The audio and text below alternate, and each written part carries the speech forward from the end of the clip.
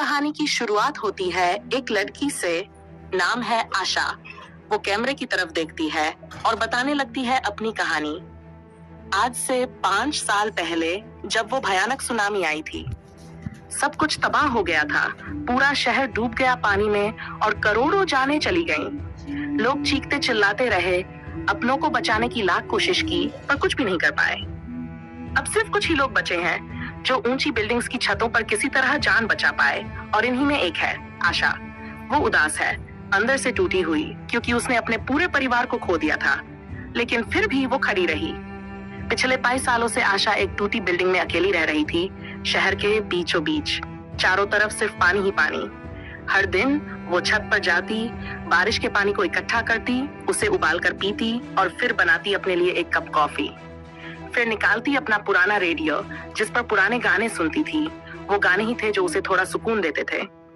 शहर अब बंजर हो चुका था, बिल्डिंग्स खंडहर बन चुकी थी, और सबसे बड़ा संकट था पीने का पानी।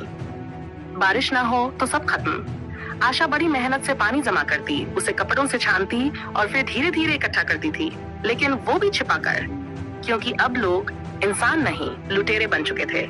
अपने हर बर्तन, हर पानी की बोतल वो डायरी में नोट करती थी, कितनी बची है, कितनी खत्म। एक दिन दूरबीन से देख रही थी, अचानक एक बिल्डिंग ढह गई, पानी में समा गई।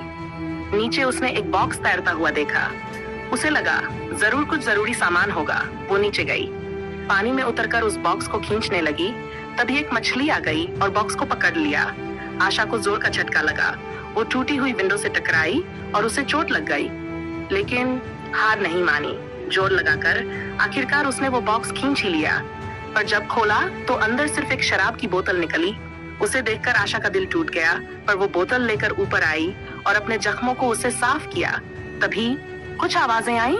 उसने दूरबीन से देखा, कुछ लुटेरे उसकी बिल्डिंग की ओर आ रहे थे। तेजी से उसने अपना सारा सामान कूड़े के ढेर में छिपाया और खुद भी एक कमरे में जा छिपी। लुटेरे आए, हर फ्लोर चेक किया, लेकिन कुछ खास नहीं मिला। एक बच्चा भी उनके साथ था। वो गोली चलाने लगा। आशा डर गई, लेकिन खुद को यादों में ले गई अपनी बहन के साथ बिताए पुराने पल। लुटेरे चले गए और थकी हुई आशा सो गई, लेकिन रात को एक डरावना सपना आया। उसने देखा उसकी फैमिली डूब रही है। वो चाहकर भी उन्हें बचा नहीं पा रही। सुबह फिर कुछ आवाजें आईं। आशा ने टॉर्च उठाई और चेक करने लगी। तभी उसने देखा एक छोटी बच्ची साबुन उठा रही थी। आशा ने देखा, पर बच्ची उसे मार के भाग गई। अब आशा ने उस बच्ची को ढूंढा। वो एक कमरे में सोई हुई थी। आशा कुछ नहीं बोली, बस खाना बनाने चली गई, लेकिन बच्ची ने उसका सामान चुरा लिया। उसने आशा और उसकी बहन की तस्वीरें भी देखी। आशा आई, तस्वीरें ली, पर बच्ची फिर भाग गई। फिर आशा ने उसके लिए नूडल्स बनाए, नीचे ले गई। बच्ची ने पहले नहीं लिए, लेकिन बाद में खा गई, और अगली सुबह उसने सारा चुराया सामान लौटा दिया। वो नूडल बनाना नहीं जानती थी, आशा की नकल कर रही थी, और आशा हंसने लगी।